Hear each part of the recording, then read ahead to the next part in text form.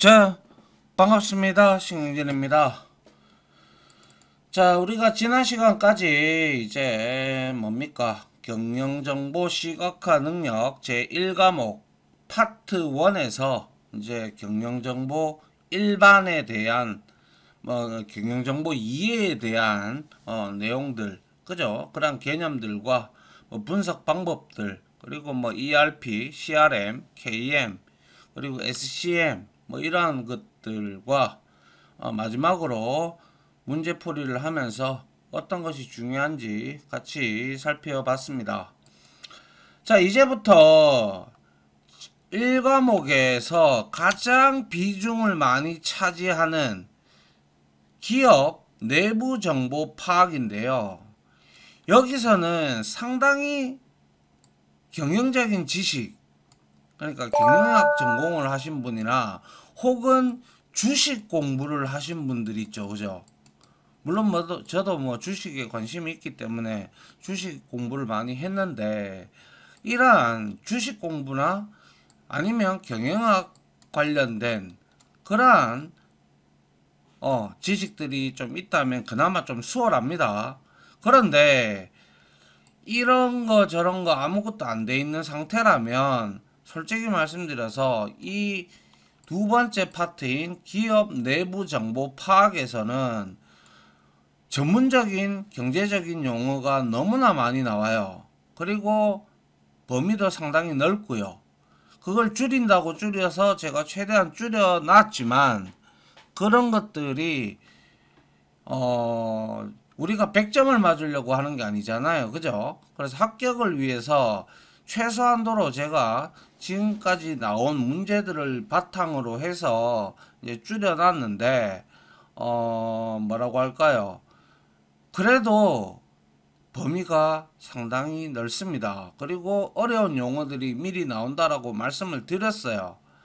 아시겠죠? 그렇게 아시고 우리가 최선을 다해서, 아마 시간이 없으신 분들은 이 파트 요거 기업 내부 정보 파악 요 정도만, 이게 섹션이 3개로 나눠져요. 그래서 그 섹션을 다 여러분들이 그래도 공부를 좀 해서 어느 정도 된다면 이걸로써 당락이 날 수가 있다, 이렇게 봐도 괜히 무방하다라고 볼 수가 있겠어요. 알겠죠? 예. 그래서 경영정보 일반에서 이제 기업 내부 정보 파악이라는 투 파트, 이 두 번째 파트고요. 그래서 이러한 기업 내부 정보 파악 파트는 아래와 같이 3가지 섹션으로 이루어지는데요.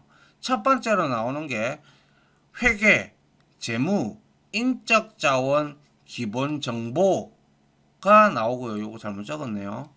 그 다음에 두 번째 섹션에서는 마케팅, 영업 기본 정보에 대해서 나오고요. 그리고 세 번째로 공급 관리 기본 정보에 대한 내용으로 나뉘어져서 우리가 공부를 하게 됩니다. 그래서 생각 외로 상당히 어려운 용어들이 미리 나온다라고 말씀을 드렸고, 좀 만만치가 않습니다. 그러니까 좀 공부를 이 파트는 게을리하면 안 됩니다. 알겠죠? 예. 자, 시작해보죠. 그래도 자, 먼저 섹션 1인 회계, 재무, 인적 자원 기본 정보부터 보도록 하죠. 자, 용어가 참 많이 나와요. 용어가 참 많이 나오는데 이 용어는 우리가 어떻게 할 수가 없잖아요. 다 외울 수밖에 없어요. 필기시험이 그렇듯이. 그죠? 단지 저는 여러분들한테 그 넓은 내용들 중에서 어떤 게 기출이 됐고 이런 것들을 확인을 해서 최대한 그 광범위한 내용들을 줄여서 여러분들한테 강의하는 게 제 몫이고, 그것을 하기 위해서 저도 여러 가지 서류도 찾아보고 등등을 해서 이 자료를 정리를 한 거예요. 그리고 기출문제에 나왔던 것들을 유선으로 해서. 알겠죠? 자, 그래서 먼저 회계, 저 같은 경우는 회사에서 전산 팀장까지 하고 왔지만 전산을 하면서 제가 회계 모듈을 개발한 적이 있어요. 그런 제가 말씀드렸죠. 전산쟁이는 프로그래머는 그 해당 회계 담당 부서보다 그 회계가 돌아가는 그 프로세스를 더 잘 알아야 된다. 그래야 그걸 프로그램으로 녹여낼 수가 있지 않겠습니까? 그죠? 그래서 저는 어느 정도 개념이 좀 있어서 괜찮은데, 이거는 조금 어려운 내용들이 회계하기 원래 좀 어렵습니다. 아시다시피. 자, 그래서 한번, 그래도 이왕 시작한 김에 떨어지면 안 되니까 열심히 공부해서 우리가 확인을 해보도록 하죠. 자, 첫 번째로 회계의 개념입니다. 회계란 도대체 뭐냐? 자, 우리가 어느 누구든지 간에 경제적 활동을 합니다. 그죠?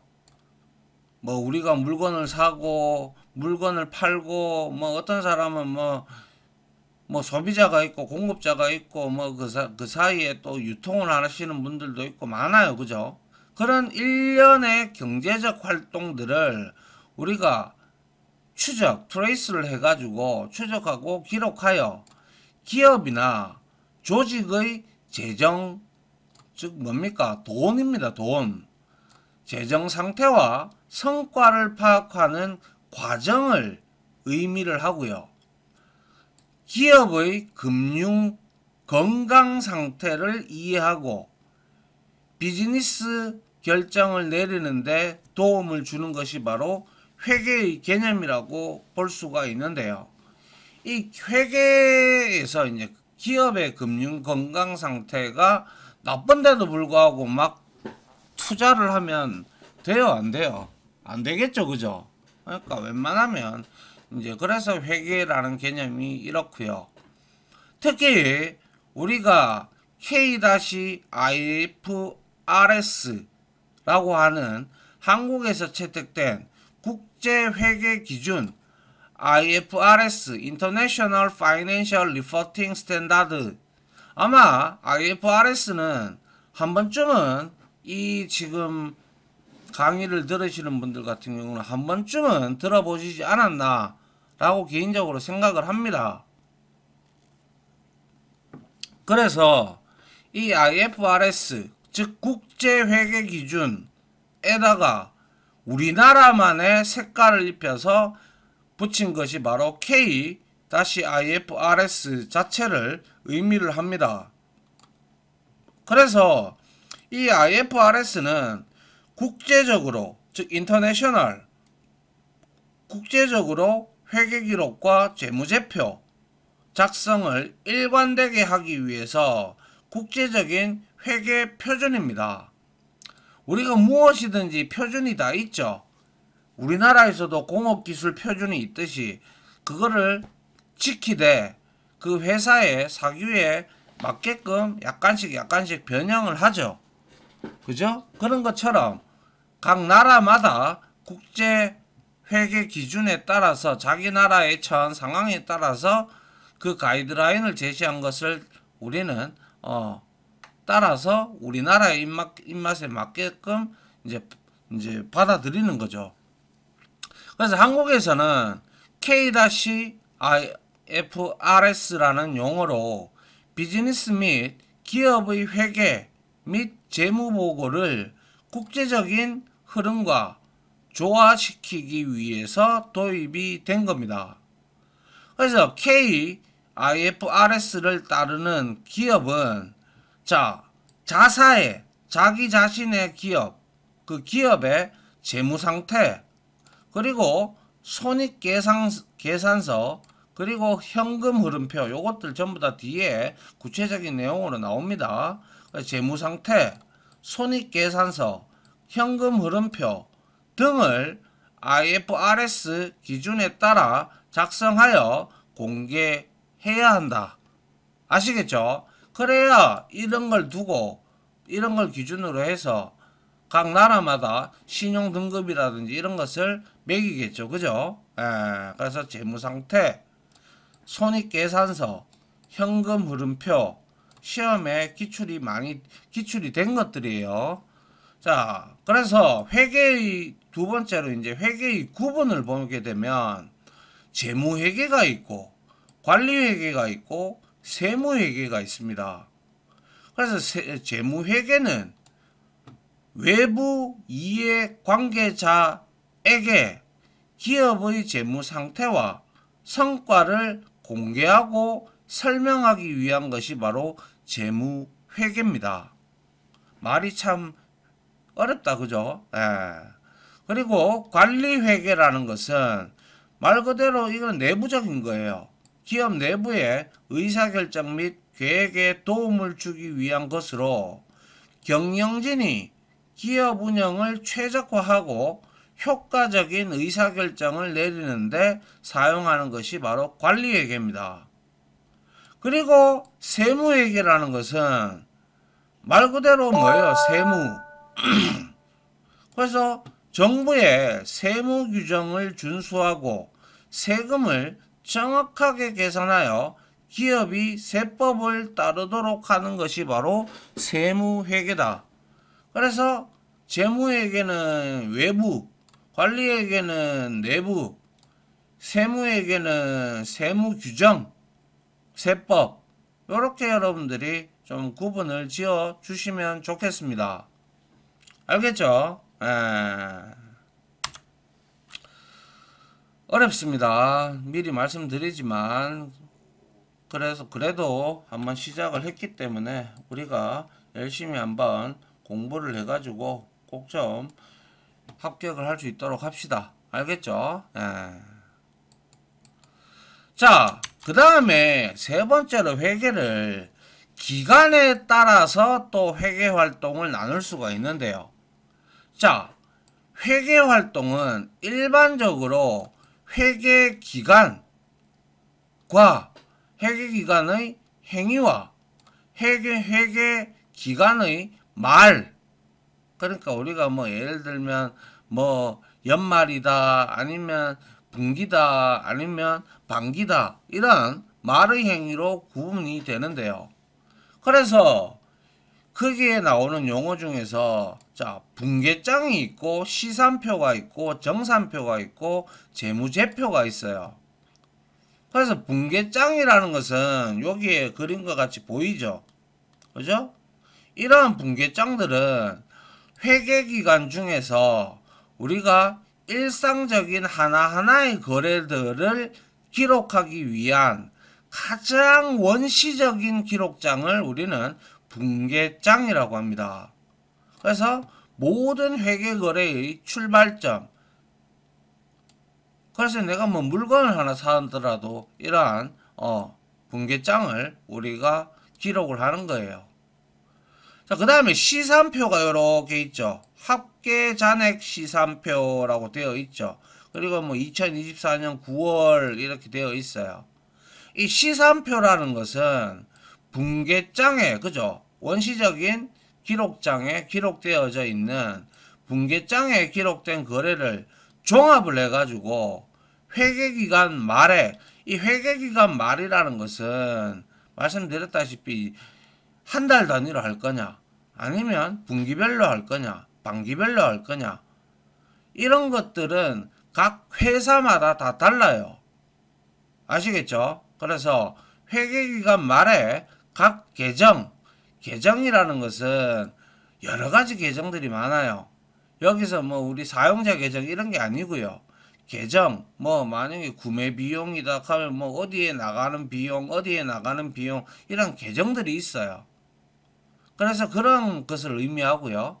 각 계정에 원장을 작성을 하는 역할로 차변과 대변의 합의 일치 여부를 확인을 하는 거예요. 자, 여기서 차변과 대변이라는 말이 나왔죠. 그래서 여기에서 차변과 대변에 대한 내용은 가장 회계에서 기본이 되는 단어예요. 그래서 회계에서 우리가 차변이라고 하는 것은 영어로는 데빗입니다. 데빗이 뭐예요? 말 그대로 이거는 돈의 회사의 돈의 지출을 의미를 합니다.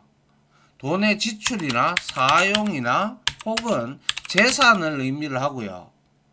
그리고 대변은 우리가 큰 대변, 소변 대변이 아니고요. 이거는 크레디트입니다. 크레디트에서 이거는 돈 또는 자금의 원천을 의미한다. 원천을 의미를 해요. 그래서 항상 기본적으로 차변과 대변은 똑같아야 됩니다. 그게 틀리면 안 돼요. 알겠죠? 그래서 차변 같은 경우는 우리가 자산의 증가, 뭐 부채의 감소, 자본의 감소, 비용의 발생, 그리고 대변은 자산의 감소, 부채의 증가, 자본의 증가, 수익의 발생, 뭐 이러한 형태로 우리가 해야 돼요. 그래서 차변은 우리가 이런 원장에서 통상적으로 왼쪽에 기록이 되고요. 대변은 오른쪽에 기록이 됩니다. 그래서 이 내용을 저도 물론 차변 대변 많이 공부할 때 힘들었는데, 그래서 그냥 이렇게 제가 방금 설명한 대로 여러분들이 좀 이해를 하시면 될 것 같습니다. 자, 그 다음에 정산표라는 거 여기 나오죠. 12식이라고 나오는데, 이거는 재무제표를 작성하기 전에 잘못된 붕괴, 잘못되어진 붕괴나 계산 오류를 찾기 위해서 사용되며 결산이 쉬운 서식으로 정리를 해야 되겠죠. 막 이렇게 전체 이렇게 해서 카테고리별로 계정 과목 여기 나오죠. 그죠? 왜 우리가 외상 매출금이라든지 이런 것들이 전부 다 계정들이에요. 그리고 나서 재무제표가 이제 나오게 되는데, 이 재무제표가 바로 뭐냐? 기업의 재무 상태와 성과를 요약하여 보고하는 문서입니다. 그래서 주요 재무제표에는 손익계산서, 재무상태표, 그리고 현금의 흐름이 나오는 현금 흐름표 등이 재무제표에 다 포함이 됩니다. 아시겠어요? 그래서 이 세 가지가 중요하다라는 거예요. 알겠죠? 그래서 차변 대변이 뭔지도 알아야 되고, 뭐 회계거래 분계장, 시산표, 정산표, 재무제표에 대한 개념도 여러분들이 어느 정도는 알고 있어야 되지 않겠습니까? 그죠? 자, 이번에는 회계에 대해서 좀 봤다면 이번에는 재무제표에 대한 용어에 대해서 한번 보죠. 말 그대로 재무제표는 뭐냐? 기업의 경영 활동에 따른 재무 상태를 국제적인 회계 수준 IFRS 앞에서 봤죠. 그죠? 표준입니다.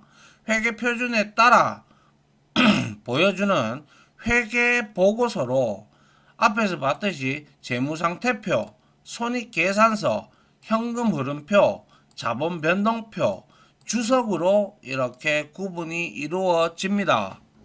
아시겠죠? 재무제표는 재무상태표, 손익계산서, 현금 흐름표, 자본 변동표, 주석으로 이루어지는데, 이거는 기업의 경영활동에 따른 재무상태를 국제적인 회계 표준에 따라서 보여주는 회계 보고서를 재무제표라고 합니다. 그래서 그 안에 있는 재무상태표라는 게 있죠. 재무상태표라는 것은 말 그대로 우리가 대차대조표라고도 칭을 합니다.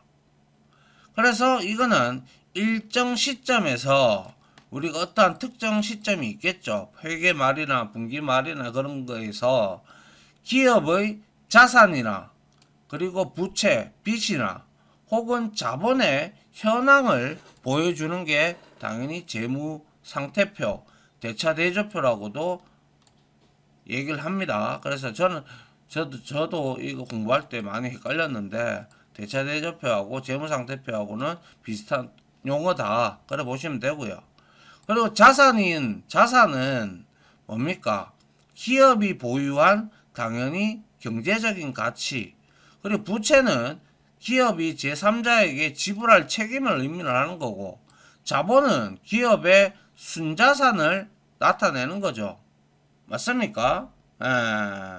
그래서 우리가 자산은 뭐라고 했어요? 기업이 보유한 경제적 가치라고 했어요. 그래서 예를 들면 뭐 유동자산 있잖아요. 그리고 비유동자산 이런 것들이 여기에 해당이 돼요. 유동자산에는 우리가 뭐 당좌자산이나 재고자산이나, 비유동자산에는 유형자산, 무형자산, 뭐 투자자산, 뭐 그리고 기타 등등이 이러한 뭡니까? 경제적 가치에 들어간다라는 거예요. 그리고 부채는 3자에게 지불해야 될 책임을 의미를 하죠.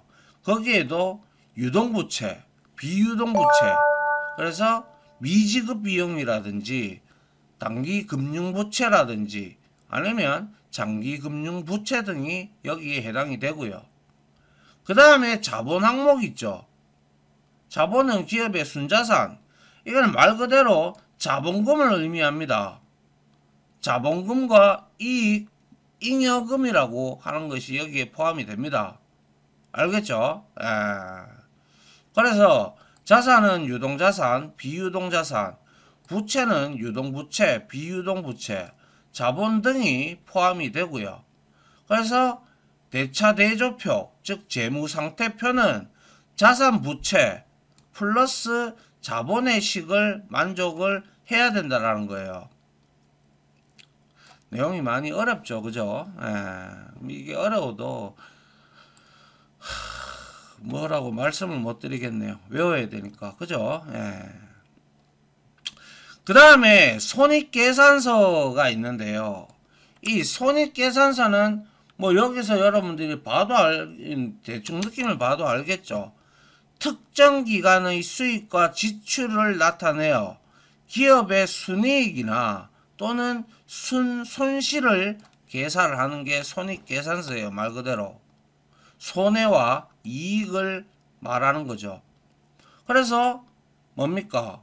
손익계산서에는 수익과 비용, 이익과 손실을 나타내어 기업의 영업성과를 측정하는 것을 목적으로 합니다. 그래서 손익계산서에서 비용 항목과 수익 항목으로 우리가 나눌 때, 비용 항목에는 매출 원가라든지 판매비와 뭐 관리비, 그리고 급여, 인건비, 뭐 이자 비용, 세금 비용, 또 뭐 감가상각비, 뭐 이런 것들이 들어가고요. 수익적인 항목에서는 매출액이라든지 이자 수익이라든지 임대를 해서 수익을 낸다든지 판매를 해서 수수료를 넣는다든지 혹은 라이센스 수익을 또 여기에 우리가 들어갈 수가 있겠네요. 그래서 이러한 매출액, 판매비와 관리비, 영업이익과 순이익 등의 포함이 되어서 수익 창출 능력을 알 수 있는 것이 바로 뭐다? 손익계산서입니다.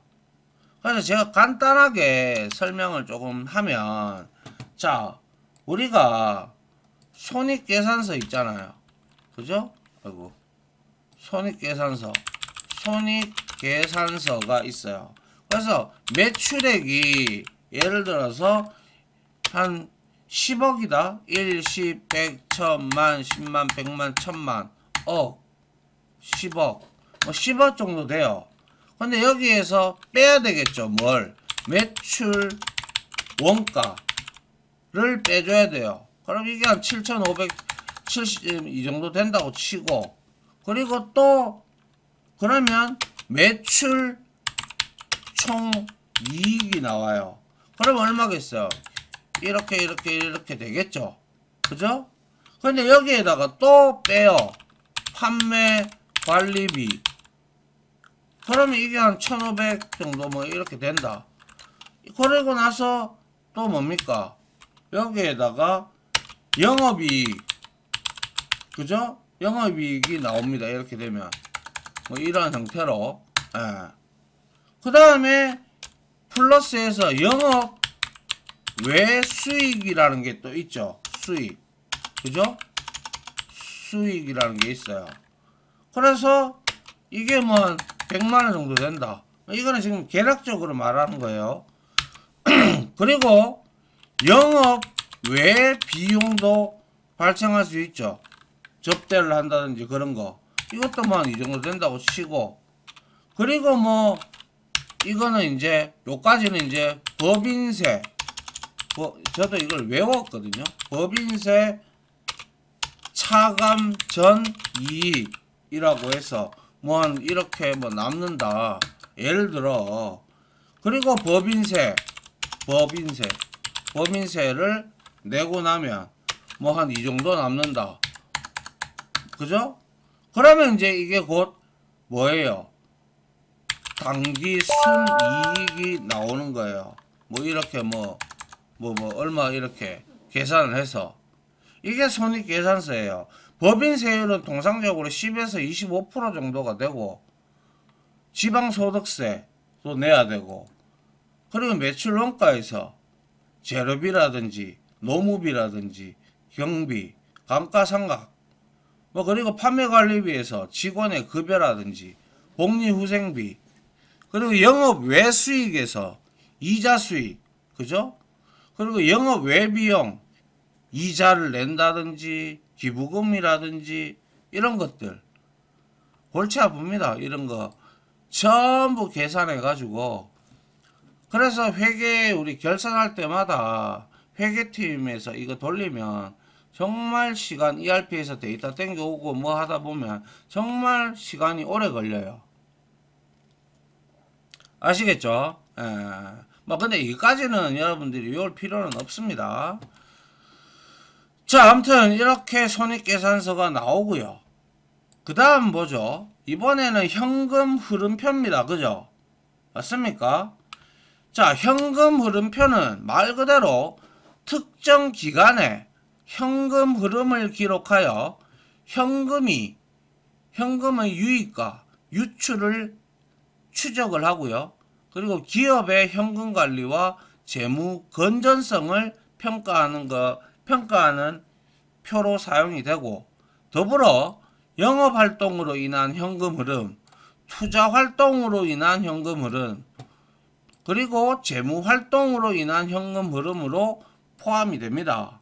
그래서 영업활동으로 인한 현금 흐름은 기업의 핵심 영업활동, 즉 예를 들면 판매 수익, 그리고 뭐 원재료 및 운영 비용, 뭐 이자라든지 세금 이런 것들의 흐름을 말하는 거고 투자 활동이라는 것은 부동산이라든지 설비라든지 그리고 투자 자산 뭐 이런 것들 그리고 자회사의 지분이라든지 이런 것들 말하고 그리고 재무 활동은 우리가 주식을 막 발행을 하고 아니면 자사주를 취득을 한다. 그죠? 그리고 배당이라든지 이런 것들에 해당하는 것이 바로 재무 활동으로 인한 현금 흐름으로 우리는 분류를 해볼 수가 있다라는 거예요. 자, 그 다음에 다섯 번째로 자본 변동표라는 게 있는데요. 자, 이 자본 변동표는 특정 기간 기업의 자본의 변동을 나타내는 재무보고서입니다. 재무보고서. 그래서 주로 이거는 기업이 주주들한테 우리 주주총회 하잖아요. 그죠? 거기에 기업의 주주들에게 자본 변동표를